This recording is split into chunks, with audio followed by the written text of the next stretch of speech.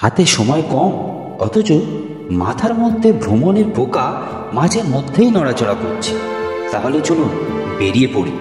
সাগরের গর্জন, বালির নরম ছোঁয়া আর এক অজানা দ্বীপ যেখানে প্রকৃতি কথা বলে, এটাই মৌসুমী আইল্যান্ড।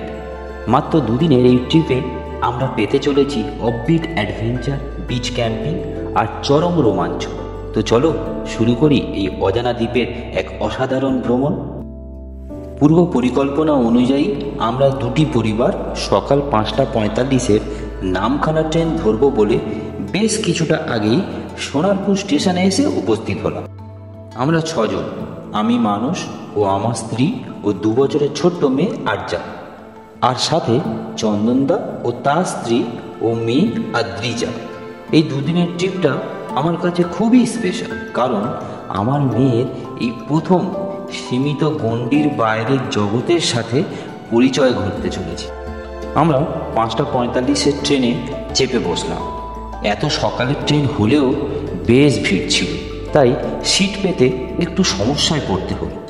ট্রেনটি যতই এগিয়ে যেতে লাগলো, আমাদের সকলের উন্মাদনার পারদ ক্রমশ চড়তে লাগলো।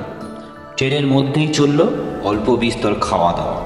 ট্রেনটি লক্ষ্মীকান্তপুর স্টেশনে এসে বেশ কিছুক্ষণ দাঁড়িয়ে থাকার পর আবারও চলতে শুরু করলো।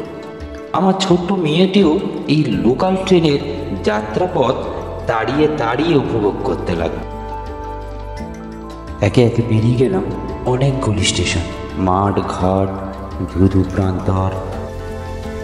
আমরা সকাল 8টায় নামখানায় পৌঁছে গেলাম। অনেকটা পথ যেতে হবে, তাই আমরা তড়িঘড়ি করে ট্রেন থেকে নেমে গেলাম আর বেরিয়ে এলাম নামখানা স্টেশন থেকে। আমার মেয়ে তখন তার মায়ের কোলে ঘুমিয়ে। দেরি না করে চটপট কোন গাড়ি যাবে তা দেখে নিয়ে একটা টোটোতে চেপে বসলাম। আমরা যাব হুজ্জুতির ঘাটে, কারণ পাতিবনিয়ার ঘাটে যাওয়ার রাস্তাটা বেশ খারাপ। তাই টোটো চালক আমাদের হুজ্জুতির ঘাটে যাওয়ার পরামর্শ দিলেন। নামখানা জায়গাটি বরাবরই আমার খুব প্রিয়। একটা সময় এখানে কাটিয়েছিলাম, তার স্মৃতি এর আনাচে কানাচে লেগে রয়েছে।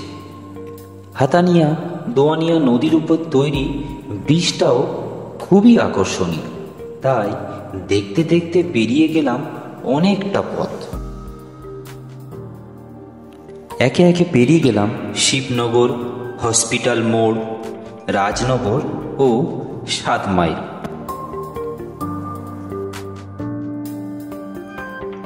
এখান থেকে আবারও ডান দিকের টান নিয়ে আমরা হুজ্জুতি ঘাটে যাওয়ার রাস্তা ধরলাম। হুজ্জুতি ঘাট পর্যন্ত যাওয়ার রাস্তাটি নতুনভাবে তৈরি হওয়াতে তা ছিল বেশ মসৃণ ও নান্দনিক।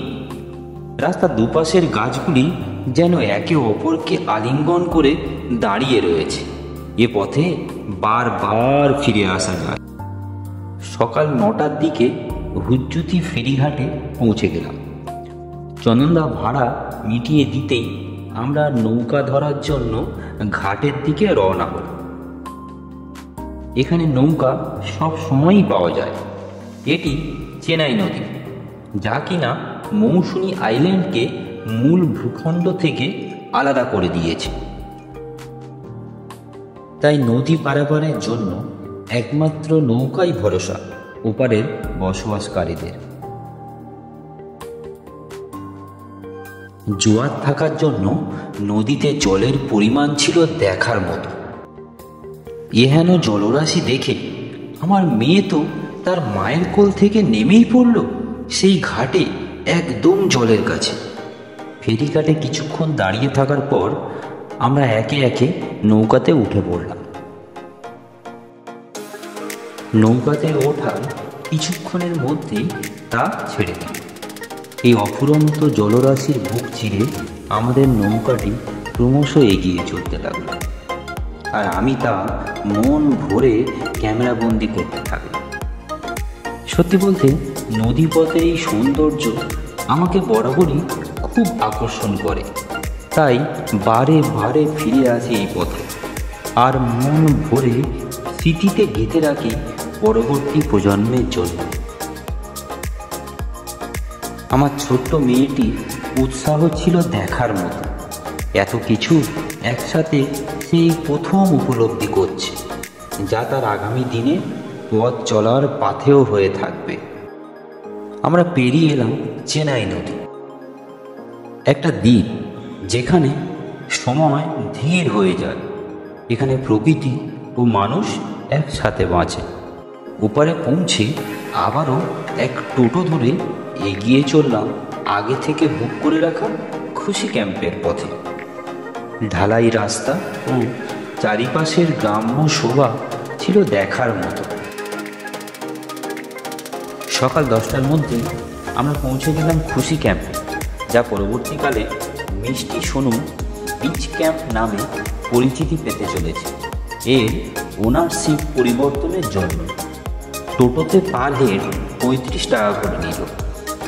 এখানে আসতেই সমুদ্রের গর্জন আমাদের অভ্যর্থনা জানাল।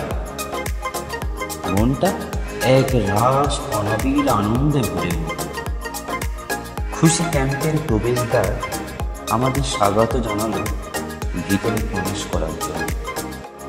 ঝটপট লাগেজপত্র রেখে দিয়েই আমরা ছুটে গেলাম সমুদ্রের অসীম জলরাশির দিকে।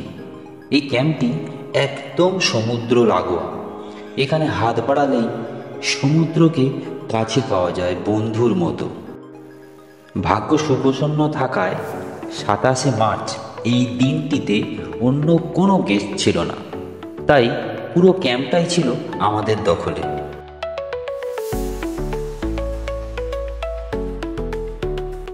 ক্যাম্পের ভিতরটা ছিল বেশ সাজানো গোছানো। চারিদিকে বসে থাকার জন্য ছিল সুব্যবস্থা, আর মাথার উপরে ছিল ঝাউ গাছের সুবিশাল ছাউনি।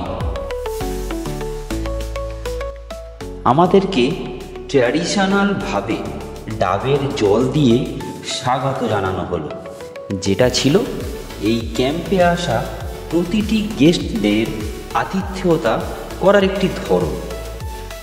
বাবু নামের এই ভাইটির ব্যবহার আমার বেশ ভালো লাগলো। খুব সুন্দরভাবে হাসি মুখে আমাদের হাতে ডাবগুলি তুলে দিল।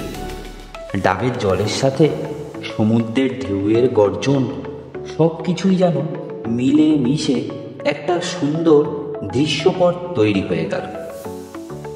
বেশ কিছুক্ষণ আমরা মন্ত্রমুগ্ধের মতো সমুদ্রের বিপুল জলরাশির দিকে তাকিয়ে বসেছিলাম।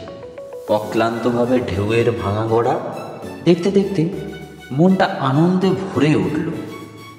সম্বিত ফিরল সেই বাবু ভাইয়ের ডাকে। দেখি হাতে ম্যাগি নিয়ে হাসি মুখে দাঁড়িয়ে আছে। সমুদ্রের গর্জন, নরম বালি, মিষ্টি বাতাস আর একরাশ মুগ্ধতার সাথে সুস্বাদু ম্যাগির প্লেটটি আমরা শেষ করে ফেললাম। দুপুরের খাওয়ার ঢের বাকি, তাই আমরা চট করে ড্রেসটা ছেড়ে ফেললাম। এখানে ঘরগুলি বেশ ছিমছাম। এসি, নন এসি দু ধরনের ঘর রয়েছে। ঘরগুলি ছিল বেশ ছিমছাম, গোছানো। বাথরুমের কন্ডিশনও বেশ ভালো।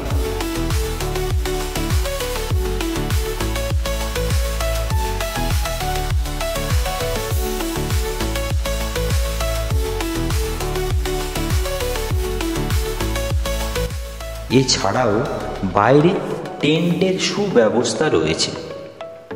সমুদ্রের দিকে মুখ করে কিছু টেন্ট লাগানো আছে, মানে আপনি চাইলে 24 ঘন্টাই টেন্টের ভিতর থেকে বসেই সমুদ্রের ঢেউ দেখতে পাবেন। থাকা ও খাওয়া দাওয়া নিয়ে আমাদের রুমের ভাড়া ছিল 1100 টাকা করে। তবে খাওয়া দাওয়া পরে হবে। এখন চললাম সমুদ্রে স্নান করতে। অবাক কাণ্ড, আমার ছোট্ট মেয়েটি তো একাই নির্ভীকভাবে সমুদ্রের দিকে দৌড় লাগিয়ে দিল। চন্দনদা ছাড়া আমরা সবাই সমুদ্রের ঢেউয়ের সাথে তাল মিলিয়ে আনন্দে মেতে উঠলাম। সপ্তাহের মাঝে আমরা চলে এসেছিলাম বলে ভিড় একদমই ছিল না। এত বড় সি বিচ পুরোটাই ছিল আমাদের দখলে।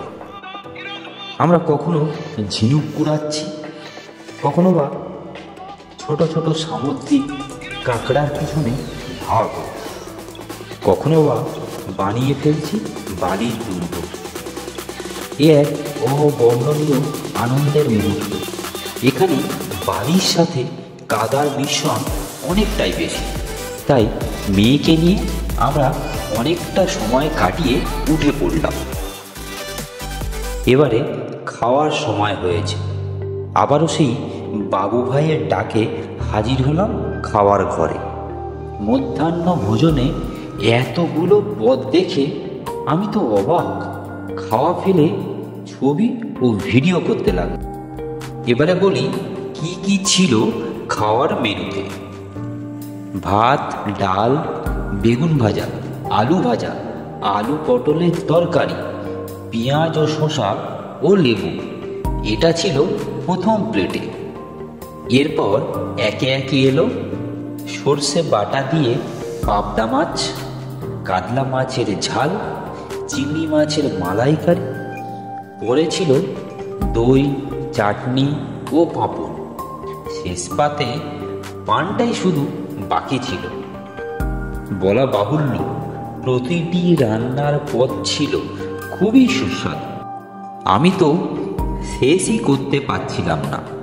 চন্দনদা ও বনশ্রীকে দেখে মনে হচ্ছিল তারা জামাই ষষ্ঠীর উৎসব পালন করছে।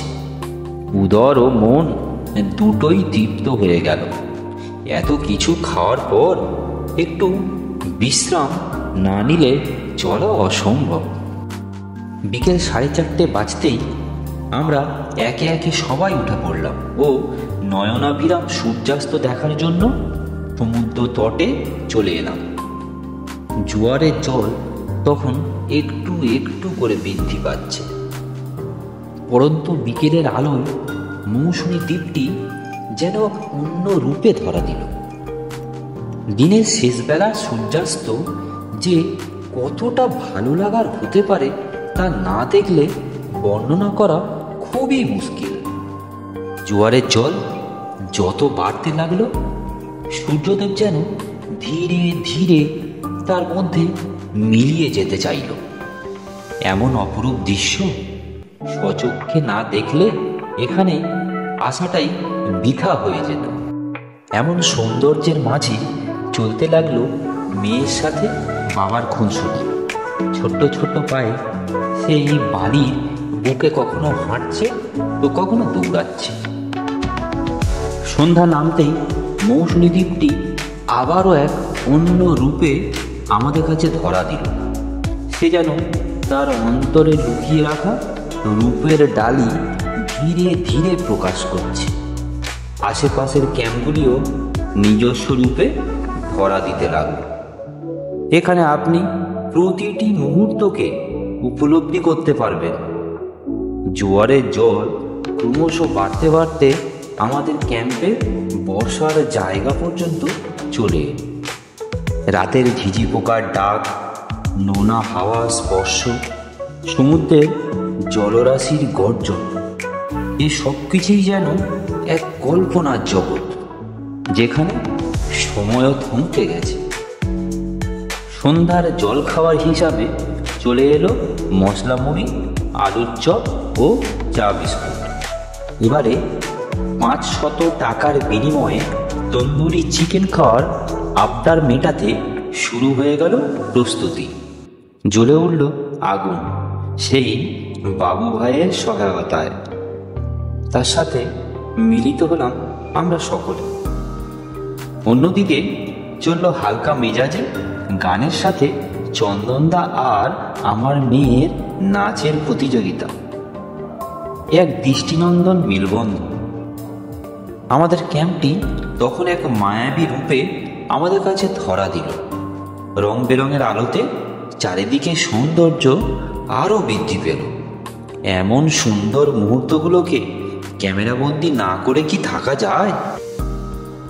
একসময় তন্দুরি চিকেন প্রস্তুত হয়ে গেল। আর লোভ সামলানো যায়? আবারও চলল এক প্রস্ত কাড়াকাড়ি। আহা, কি সুন্দর স্বাদ! সেই সমুদ্রের সাথে তন্দুরি চিকেনের মেলবন্ধন ছিল বেশ।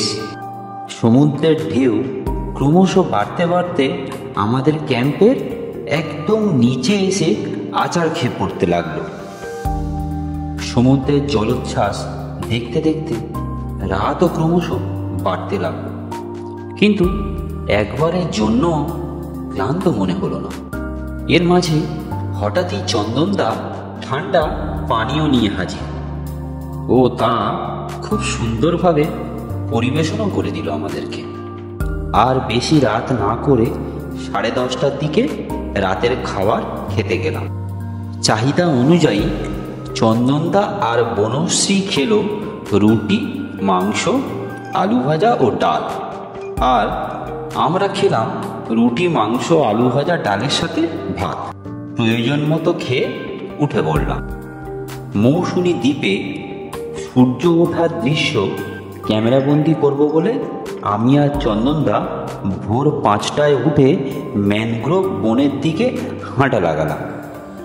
কাছাকাছি পৌঁছাতে দেখলাম ভদ্রলোক আমাদের আগেই উঠে বসে আছে। তাই কি আর করব, তেনার কিছু ছবি নিলাম ও আশেপাশের পরিবেশের ও কিছু ভিডিও করলাম। চারিপাশের পরিবেশটা ছিল খুবই সুন্দর। এবার না হয় সূর্যোদয় ক্যামেরাবন্দি করতে পারলাম না, তবে কথা দিলাম আবারও আসবো ফিরে, নতুন এক ভোরে সময় চুরি করে। সূর্যদেবকে পিছনে ফেলে যখন আমি আর চন্দনদা ফিরতে ব্যস্ত, তখন হঠাৎই পলাতক সিনেমার সেই বাঁশিওয়ালার সাথে দেখা। অনেক দূর থেকে তার বাঁশি সুর ভেসে আসছিল। এই সুযোগ কি হাতছাড়া করা যায়? তবে তার জন্য অপেক্ষা করতে হবে আমার নেক্সট ভিডিওর জন্য। তবে কথা দিলাম কেউ নিরাশ হবেন না। এবার বাড়ি ফেরার পালা। ক্যাম্পে ফিরে দেখলাম জোয়ারের জল ক্রমশ বাড়তে লাগলো। সকালের হাওয়া ছিল বেশ নরম, একটা ঠান্ডা অনুভূতির ছোঁয়া ছিল তার মধ্যে। এদিকে চা চলে এসেছে, সঙ্গে বিস্কুট। চায়ের সাথে সমুদ্রের জলরাশির মেলবন্ধন ছিল এক অন্য ধরনের ভালো লাগা। আজ 28শে মার্চ, বাড়ি ফেরার পালা। নামখানা থেকে 12:30টার ট্রেন ধরতে হবে। সেই মতো আমরা ব্যাগপত্র গুছিয়ে নিয়ে সকালের জলখাবার খেয়ে নিলাম। জলখাবারে ছিল বড় বড় আকারের লুচি, আলুর তরকারি, ডিম সিদ্ধ ও মিষ্টি। আমাদের খাওয়া শেষ হতেই বাবু ভাইয়ের এক ফোন কলে টোটো ক্যাম্পের কাছে চলে এলো। ফেরার সময় সমুদ্রকে একটু ছুঁয়ে দেখার নেশায় আমি তার স্পর্শে পা ভিজিয়ে ফেললাম। ফিরে যাওয়াটা সব সময় আমার কাছে একটু কষ্টের হয়। এই দ্বীপে প্রথমবার আমাদের মেয়ে সমুদ্রকে ছুঁয়ে দেখল। নরম বালিতে রয়ে গেল তার ছোট্ট ছোট্ট পায়ের ছাপ। ক্যামেরাবন্দি করে আমি নিয়ে চললাম মৌসুমীর রূপ, তার মাধুর্য। কাটালাম পরিবারের সাথে সুন্দর সুন্দর না ভোলা মুহূর্ত। শিখে গেলাম জীবনের লড়াই করে বেঁচে থাকার কৌশল। বিদায় মৌসুমী, কথা দিলাম আবারও দেখা হবে। ভালো থেকো তুমি।